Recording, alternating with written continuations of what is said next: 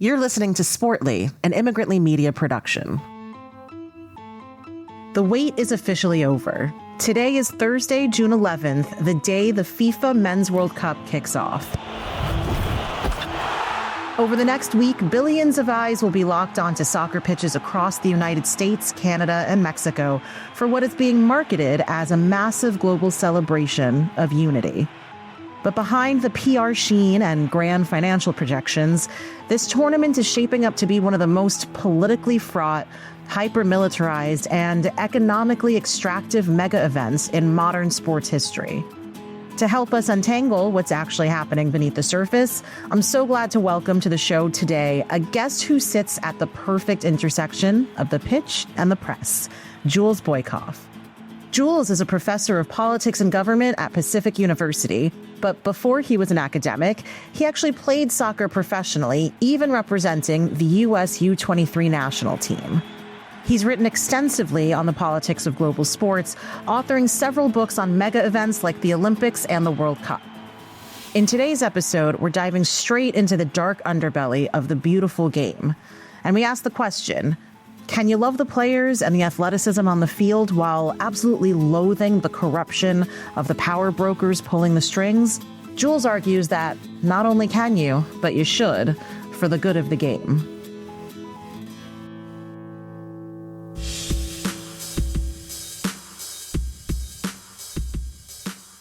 Hello, it's Kavitha Davidson, and welcome back to Sportly. Jules, welcome to the show. I believe you're joining me from Paris? That's right. Great to be with you, Kavitha. Just to jump right in, we've got the World Cup upon us, hosted by the three North American nations. You have spent your entire career basically studying and writing about mega events and them being problematic. Just how are you feeling about the overall state of the tournament, state of the world heading into the World Cup? Well, on my most optimistic moment, there are many players I'm looking forward to watching, many teams that I'm rooting for with all my heart, including Bosnia. I just came from Sarajevo to Paris, and when I was leaving Sarajevo, the Bosnian team was leaving at the same time, which I felt like was some sort of kismet, and I wish them the very best. So I'm definitely looking forward to the tournament side of things, but honestly, I'm really nervous about other elements of the tournament. The fact that it's being held right now in the United States under a highly erratic president in Donald Trump at a moment of intense politics in the country is concerning. I was thinking the other day about just a couple days before the Qatar 2022 World Cup. The Qataris said to FIFA, guess what? No beer inside of the stadiums. And FIFA unbelievably went along with it because Qatar had all this leverage. What were they going to do? Move the games or something like that? It was 2 days before it started. Even though they had this huge contract, $75 million contract with Budweiser. I say that to say this. What might President Trump do 2 days before the World Cup? I mean, he could say, oh, you know what? ICE is going to be inside stadiums. We have no idea. My point is he has enormous leverage over this moment, and that should make a lot of us nervous. What aspect of this makes you most nervous? There's so much here. There's obviously, and you and I will talk about the economic aspect here that with mega events never seems to pan out the way it's promised. There's the security aspect just with increased, not just ICE and the safety for the citizens and for the visitors, but also for, real concerns that always exist with mega events around terrorism and security threats. And then there's the soft analysis, the soft threat of the sports washing, which you write so much about. Which of these aspects do you think is most immediately a threat? Well, I guess, I would probably break it down in terms of the immediate threats being what might happen with policing in the United States. And that's just the ambient violence that is just so the norm right now in our country with averaging one mass shooting a day. I'm very concerned that ICE will play a significant role at this World Cup. The acting director has said so much. It's going to play a key role. And when Mark Wayne Mullen, the current Secretary of the Department of Homeland Security, was asked about this and pressed about this on CBS recently, he said, we're going to be there and we're going to be carrying out our basic functions of monitoring immigration customs, and we're going to be enforcing. So I have seen nothing that indicates that they're not going to play a role, ICE. So that's one immediate fear that I have. And I think a lot of people have that fear and they're just not coming to the United States, whether they're not coming from Canada or from other places around the world. The other thing that really keeps me up at night is a video that I saw from end of March when the Iraqis were trying to qualify for the World Cup. And a bunch of their ardent fans were passing through Dallas-Fort Worth Airport on the way to Mexico for their playoff match to see if they could qualify. And they were doing what soccer fans do all the time. They were waving their banners. They were singing songs, praising the Iraqi team. They had a big flag, banners, you name it. And along comes this white guy from behind them, bashes through their banner, yelling invectives at these poor celebrating fans and saying, basically, you can't do that in this country. And it really shook me, that video, Kavitha, because I was like, oh my gosh, that could happen. We have all these emboldened MAGA fans out there who might see brown people celebrating and being happy in the streets, misconstrue what they're seeing, and treat them really terribly or worse.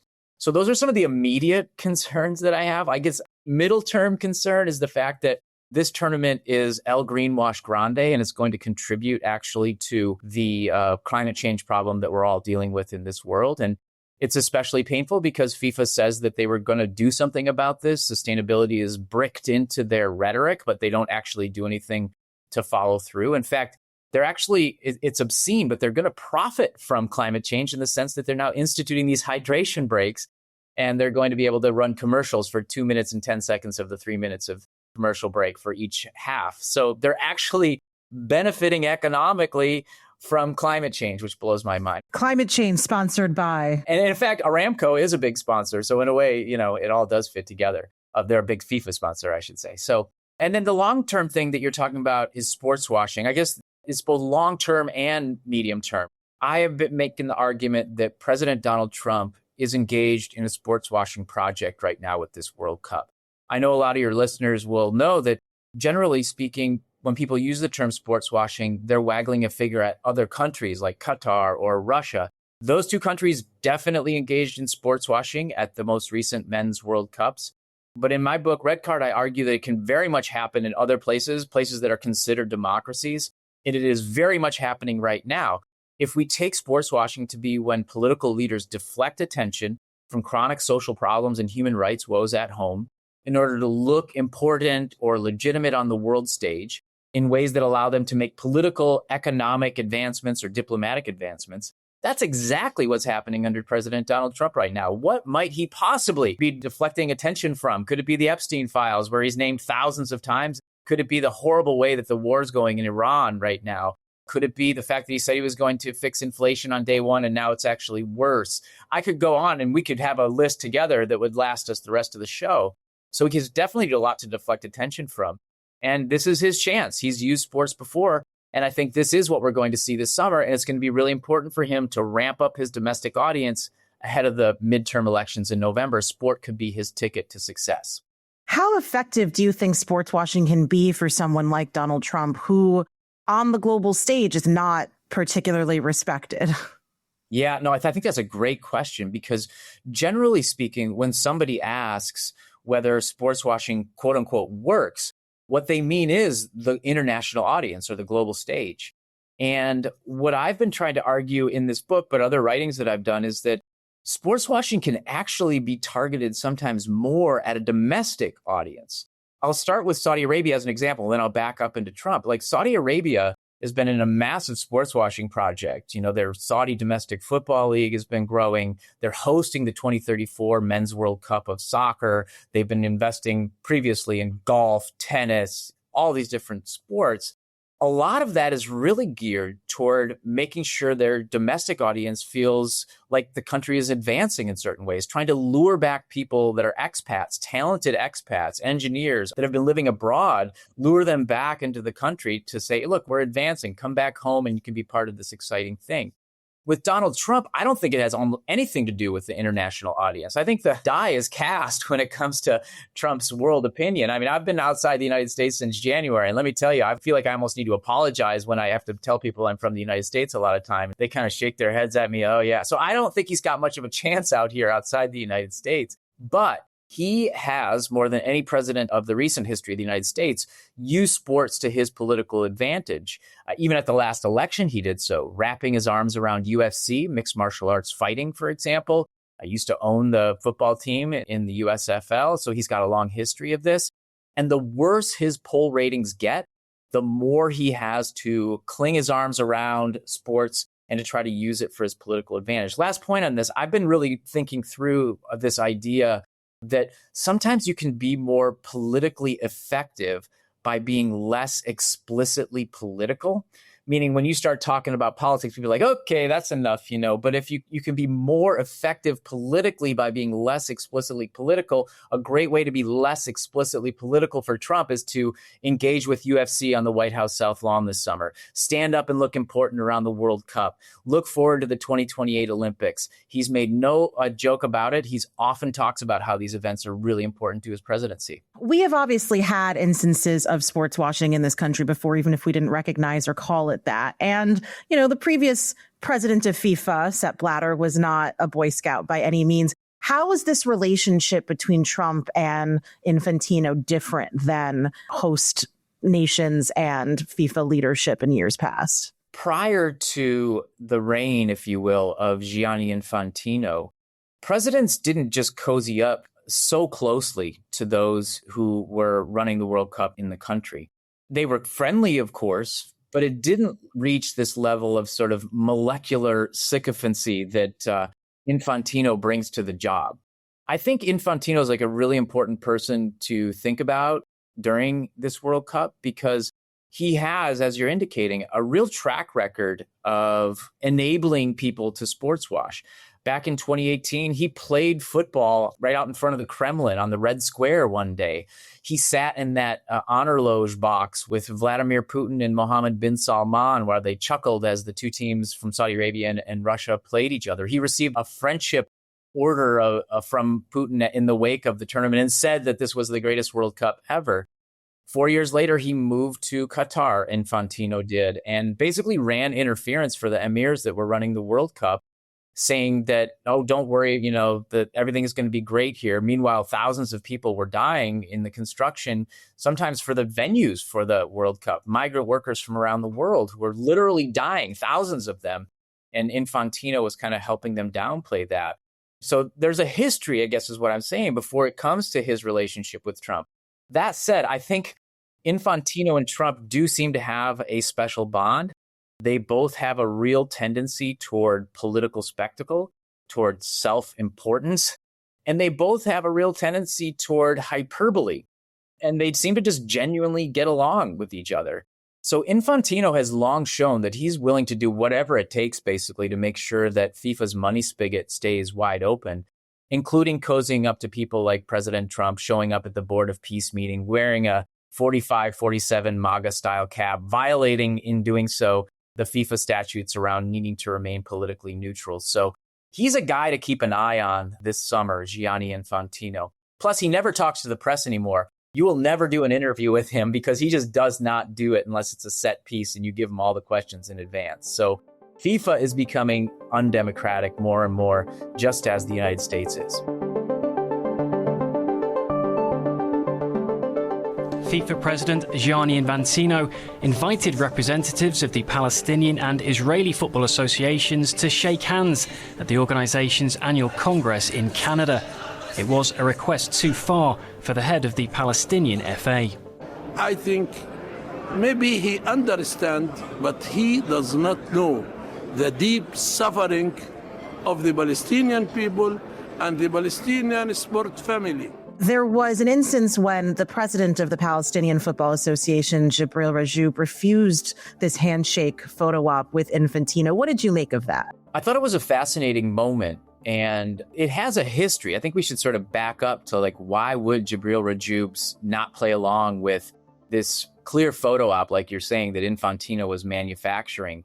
And there's a lot of reasons. Well, for starters, the FIFA was considering some serious charges that the Palestinian Football Association was bringing against Israeli clubs, settler clubs, and also against a particular club for this racist chants that it does. Beitar Jerusalem FC literally has chants, their ultras do, that say death to Arabs and a lot worse, things I wouldn't even want to say on a podcast. They're so terrible. And FIFA dragged its feet for many, many months on these, and then they finally issued two decisions pretty recently And the decisions basically went in Israel's favor on the question of the clubs that they were creating in the West Bank. FIFA basically just threw their hands in the air and said, oh, this is way too complicated. International law is complex, ignoring the fact that international law has made it very clear that these settlements are illegal. I mean, Human Rights Watch has been documenting this stuff for a decade now. And so that seemed like an abdication of responsibility that couldn't have made the president of the Palestinian Football Association very happy. The second one might even be worse in the sense that the ruling on Beitar Jerusalem FC was that, yes, they've been engaging in discrimination. Their penalty, it was a very nominal Swiss francs amount that wasn't going to bother the Israeli Football Association. And they got a warning from FIFA. And third, at the next 3 matches that this club plays in Israel, they have to put up a sign that says "Football unites the world" next to the Israeli logo. So that is like a big nothing burger of a punishment. It's the NFL putting end racism in their end zones. It is that. In some ways, it's worse. I mean, some people have pointed out that putting Israeli symbolism on a flag next to this is even worse because at least there was the NFL symbolism isn't just inherently violent towards certain people. But the analogy is so apt. It's just like weak tea when you really need something much stiffer in terms of the penalty. So that's why when Infantino tried to create that confected moment, Raju was having nothing to do with it. And it was interesting because the mics weren't really on him, but he was trying to remind everybody, people are in real pain here and people in real pain in Palestine and the West Bank. There are human costs to what you're ignoring here, Infantino. But it was interesting to me to read in some of the accounts afterwards that when Raju returned to his seat, he was applauded by all the people around him. There are a lot of people in FIFA that are very sympathetic to the Palestinian cause. And I think one thing I'm actually watching for this summer at the World Cup is, will Palestine be the 49th team at the World Cup? Meaning, will we see teams from around the world waving the Palestinian flag? I just came, as I said, from Sarajevo before I was here, and it was ubiquitous, the Palestinian flag. It's a Muslim-majority country, Bosnia, and there was enormous support for Palestine. I stopped by a mosque one day where they were selling Bosnia jerseys, and they were also selling Palestine jerseys. Those are the only 2 jerseys they're selling. So even though the team's not participating, I still think they'll have a presence there.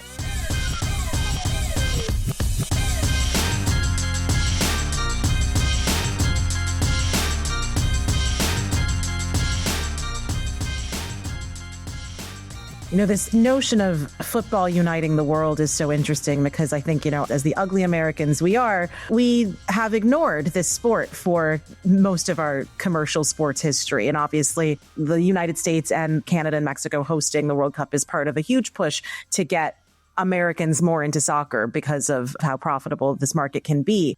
But that being said, have we ignored as Americans just how corrupt this organization and this sport can be? I think whenever you talk to an American who is quote unquote woke, they will point to the NFL or NASCAR or, any of the major American sports leagues as the ones that are problematic.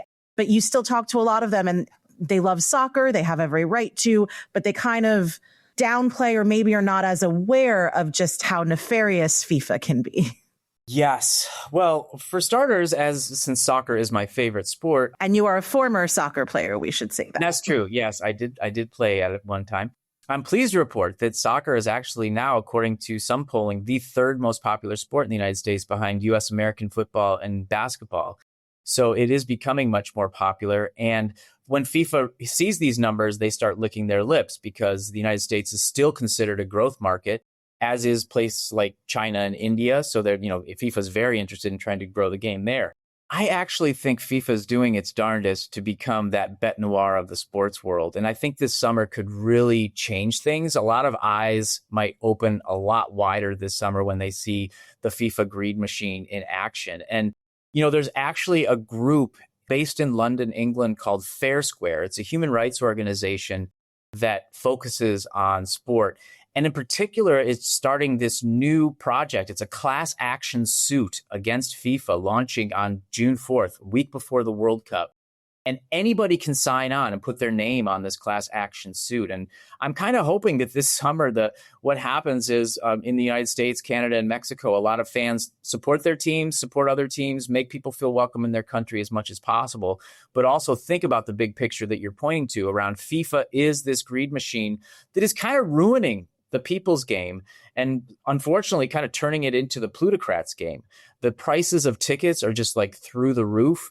You know, the highest price of a ticket for the final is supposed to be $10,900 through the FIFA platform. It was only $1,600 4 years ago. Like, who can pay that kind of money? Well, we all know who can. It's the privileged sliver of the global 1%, especially in the United States, that doesn't have to travel that far. And so, yeah, I'm really hoping that we ramp up a lot of pressure on FIFA this summer. And I think Gianni Infantino's coziness with Trump might help us inch forward pretty quick in that regard.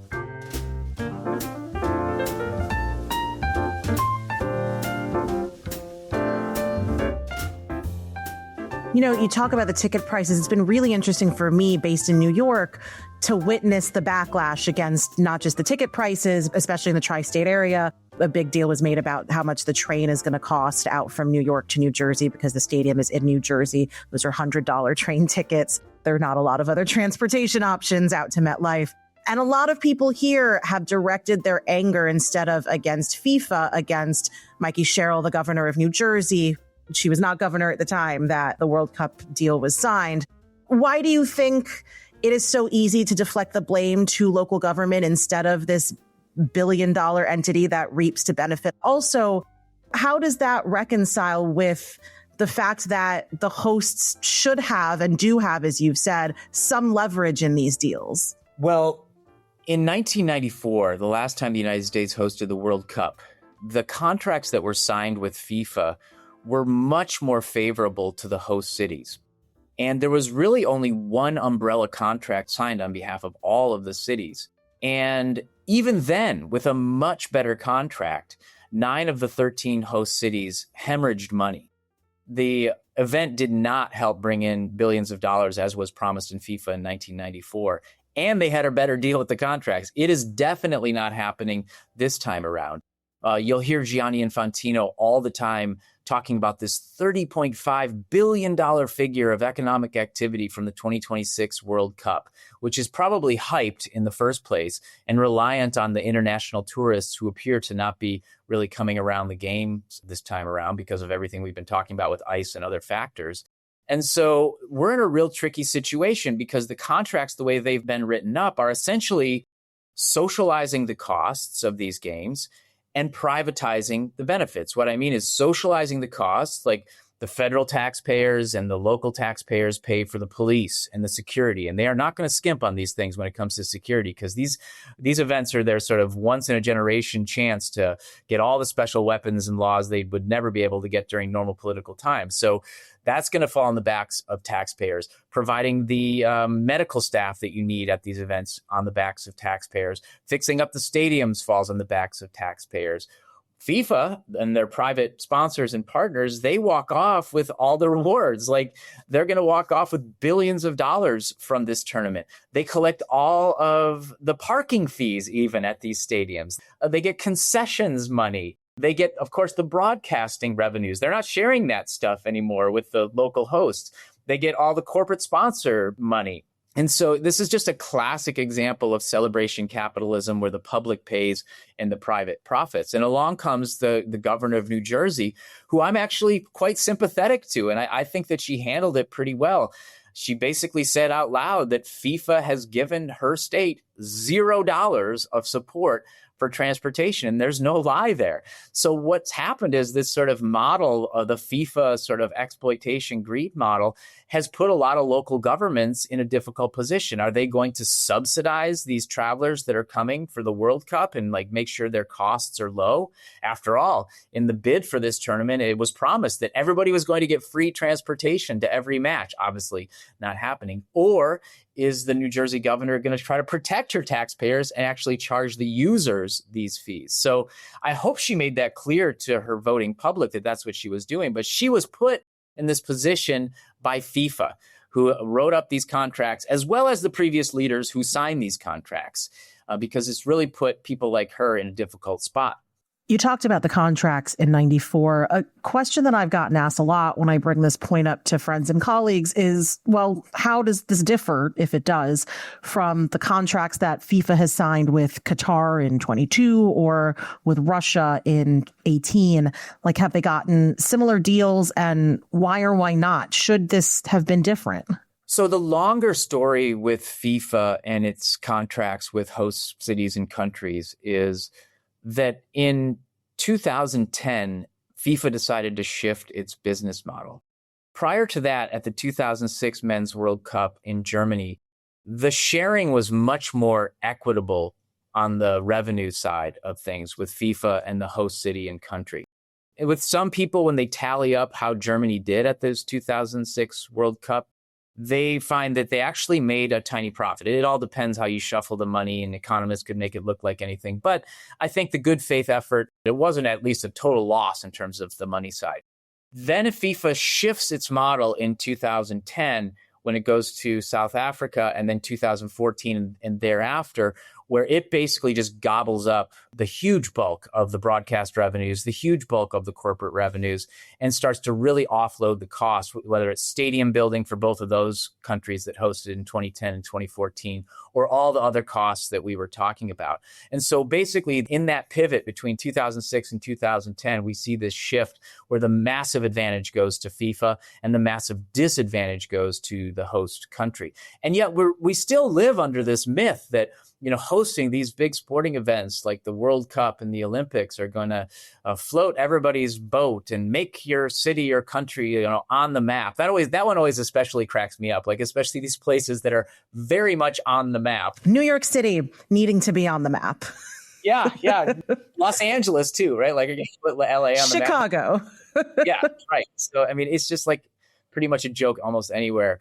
But so, yeah, that's kind of the longer story of how FIFA has done that. And FIFA has engaged in, I would call it like legalized corruption in a way. Like, these are all legal contracts that they're signing. And, you know, that's kind of the mode now under Gianni Infantino. Another kind of like legalized corruption that he does is he basically runs a sort of clientelistic patronage network inside of FIFA, where he gives millions of dollars to all these football associations from around the world in exchange for their faithfulness, in exchange for them supporting basically almost anything that he will do. He's got a FIFA council of around 37 people who make annually between $250,000 and $300,000 a year to attend like 2 to 4 meetings. Like, you really think that they're going to stand up and start pushing back against Gianni Infantino and his wishes? And so that's all pretty much legal, although I think we should have more transparency in terms of where that money's going when he distributes it to the FAs, these football associations, because who knows, there might actually be like old-fashioned manila envelope, old-style FIFA corruption that we also know about. The briefcase with the money for Sochi and Qatar to win their bids, right? The actual briefcase. Yeah, no, I mean, it's almost like, you know, it's like cartoon villain stuff. I mean, like the great Chuck Blazer, who actually was living in New York and famously had the apartment in Trump Tower for himself at $18,000 a month, and then an adjacent unit at $6,000 a month for his cats. Like, that's the kind of money we're talking about in the briefcase area that you're referring to. Is it chauvinistic for me as an American to say, okay, I kind of understand why Qatar would take on this expense, why Russia would take on this expense, because they are really trying to not only sports wash the humanitarian abuses in their country, but also put themselves on the map, as you said, as tourist destinations. Is it chauvinistic for me as an American to say we didn't need to do that? We did have more leverage in these negotiations. No, I don't think it's chauvinistic at all to say that. The U.S. definitely had more leverage. I would argue, it was a strategic choice by FIFA to crack them up into individual host cities and write individual contracts with them. And then with Los Angeles is kind of an interesting case because they didn't really know whether they were going to have the matches. So like a private company basically is running the show in Los Angeles because they had to have matches in Los Angeles. It's soccer mad city. The ugly underbelly of that is that when you have a private company who's running it, they're not open to the public laws around whether we get to see the documents or not. We'll never probably know what's going on in Los Angeles because of this. So anyways, the point is, no, I don't think you're being chauvinistic at all. The United States didn't need to do this. The cities, it would have been nice if they would have showed some camaraderie and solidarity and said, no, we're going to work together and have an even deal for all of us. But unfortunately, that's not the way it worked out.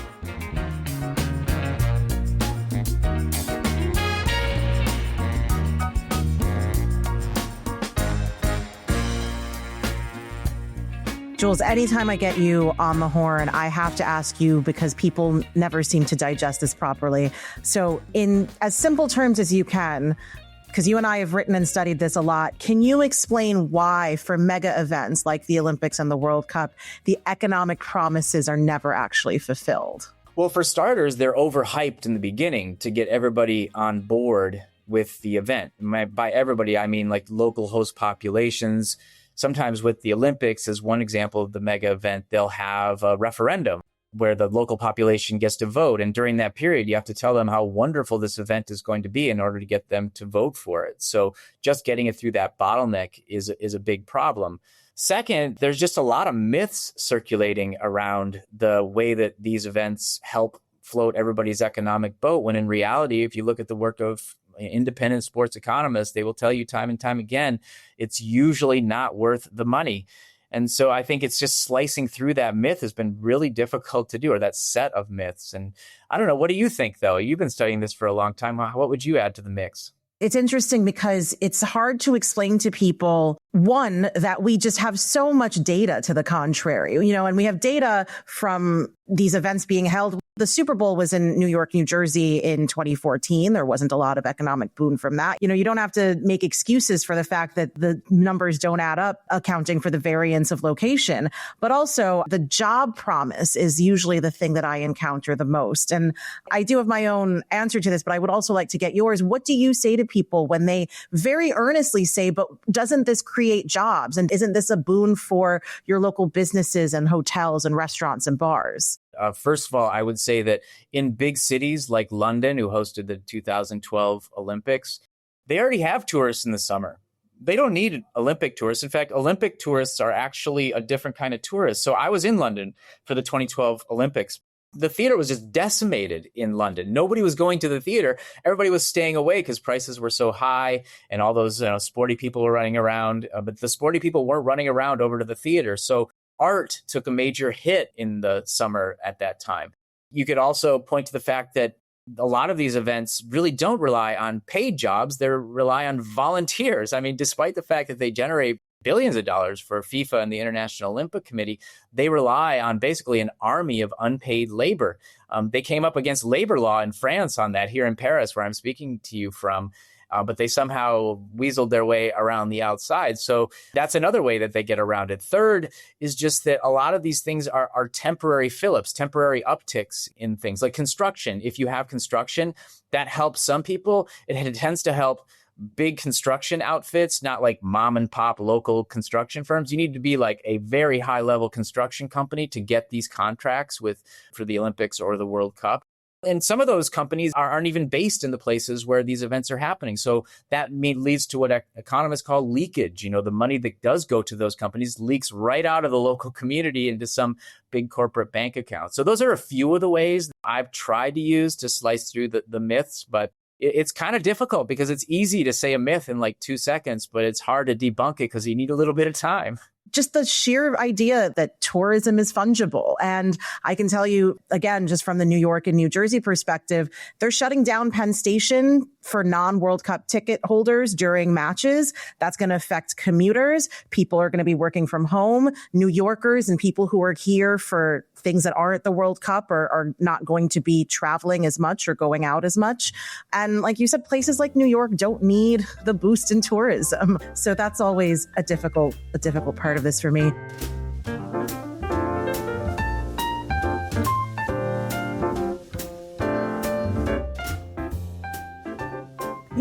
You talk about the United States being this huge growth market, and at the same time, rightful concerns by both citizens and tourists about ICE presence, about travel bans, about targeting Black and brown fans. Is there an inherent contradiction to the fact that so much of the growth of the domestic interest in soccer is driven by Latino fans? Oh, God, it's just like an enormous contradiction that is right in your face.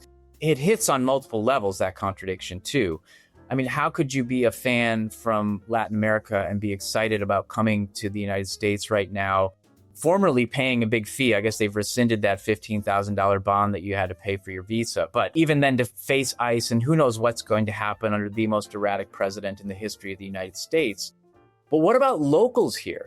What about the community of Haitians who might want to get together in New York or elsewhere to celebrate Haiti's return? You know, they're going to be in the World Cup this year. This is a huge deal, right? You want to come together with your friends and from Haiti and cheer them on. But like, there might be some hesitation to even do that. They could basically be traps to have ICE roll in and just arrest people living domestically en masse. So this could hit on multiple levels, the contradiction that you're talking about. And honestly, that's the kind of thing that keeps me up at night. I mean, Gianni Infantino is the abettor, but Donald Trump is like set on making this the most joyless World Cup in the history of the tournament. And that's a real feat because this tournament brings so many people around the world so much joy.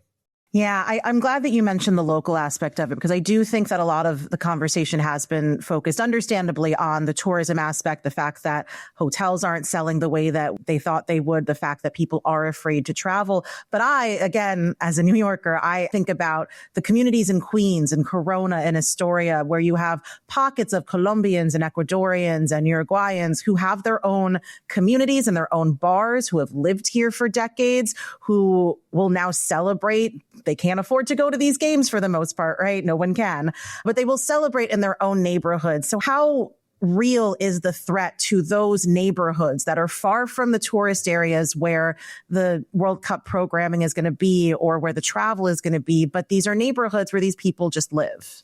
Yeah, no, I'm so glad that you're thinking about that and talking about that, because I haven't heard very many people talking about that, because that will probably be away from the cameras. That'll be away from the global media that descend on North America for this event. And honestly, doesn't take the imagination of an avant-garde painter to come up with scenarios by which the Trump administration says those are basically magnets for ICE. Let's just send them in. They're off the beaten path. They're not even in cities where matches are happening. They're just like pockets of communities happening all around the country. We know they're going to be in action to cheer on their teams, just like you said. So I think this is a serious concern. And it makes me realize, you know, we need to be thinking like Minnesotans were thinking, like, how do we defend our communities? Because it might be during this World Cup that we need to take action in many different places. One other thing to sort of leaven that with, though, is just that, you know, in the book Red Card that you mentioned that I wrote on the World Cup and sports washing and the FIFA Greed Machine, I do trace out the longer history of how authoritarians have used the Men's World Cup to their political advantage.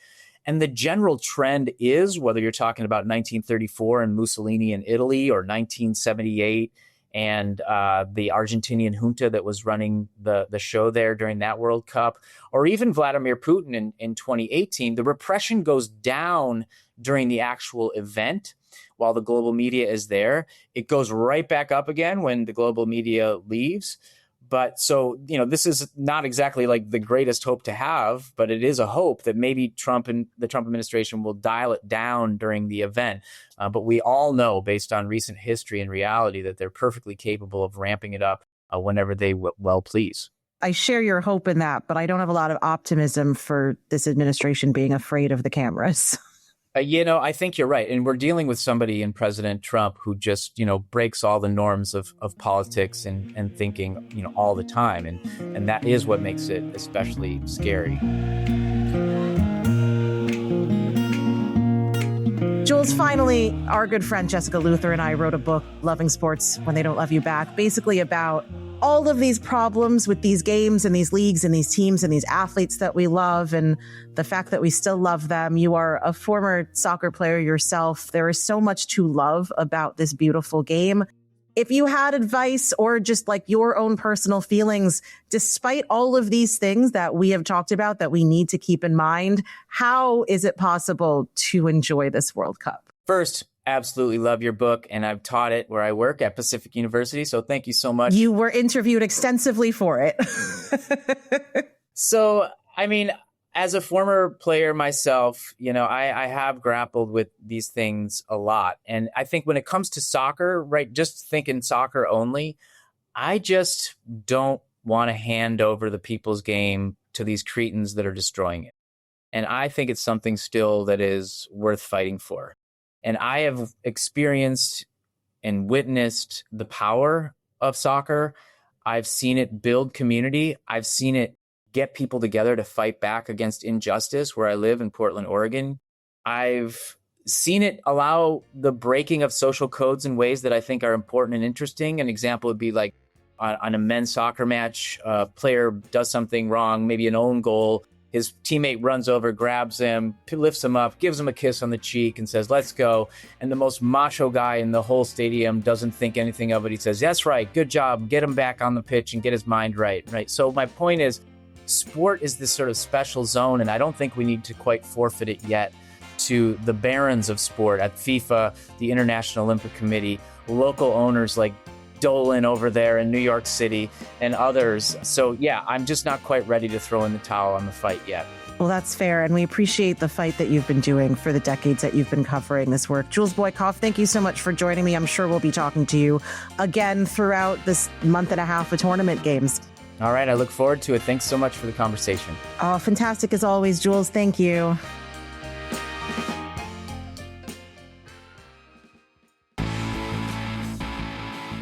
Thanks so much for tuning into Sportly. Tune in next week and every week after as we dive into another great story.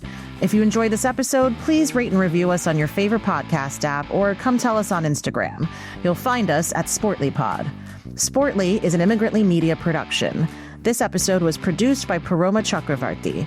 Our executive producer is Sadia Khan. Our sound designer and editor is Paroma Chakravarti. Our theme music was created by Simon Hutchinson. Other music is by Epidemic Sound. Tune back in next week and every week after for more Sportly.